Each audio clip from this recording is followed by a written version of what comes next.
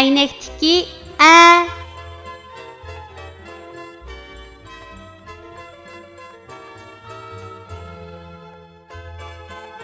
Bu harfning talaffuz qilinishi mundaq. A.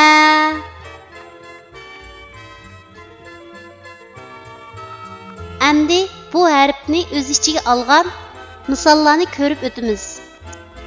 A'ning ayrim shakli.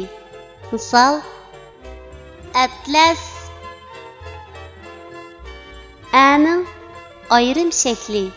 Misol: daftar. A'ning oyog'idan olingan shakli. Misol: palay. A'ning oyog'idan olingan shakli.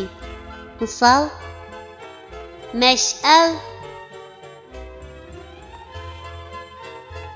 Tuanda biz rasmga birlashtirib, yuqorida o'rganib o'tgan harfning to'g'ri yozilish tartibini mashq qilib o'tamiz.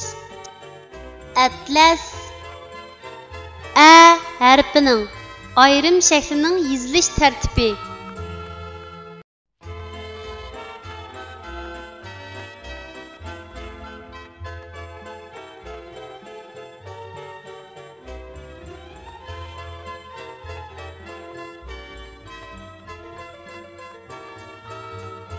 Daftar.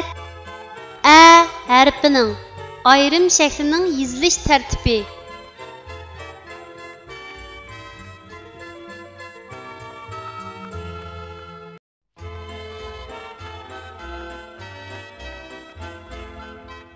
Palay. A harfining oyog'idan olinib keladigan shaklning yozilish tartibi.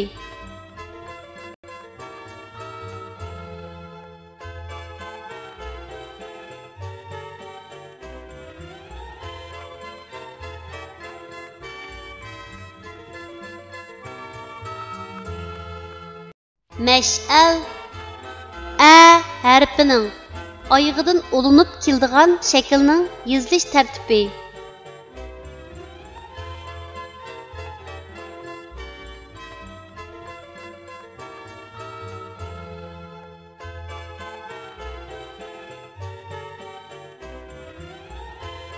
Kichik do'stlar, tuandagi so'zlarni menga aytib o'qinglar.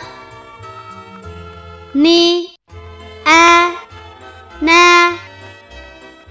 ti, a, ta, ata, a, na, ana, a, ta, ata.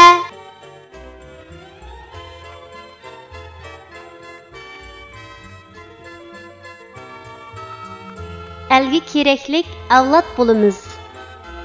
Mehrini to'kib, berib ko'p bilim. Savatliq qildi bizni muallim. Elgi keraklik avlod bo'lamiz. Tirishib a'la o'qib har doim.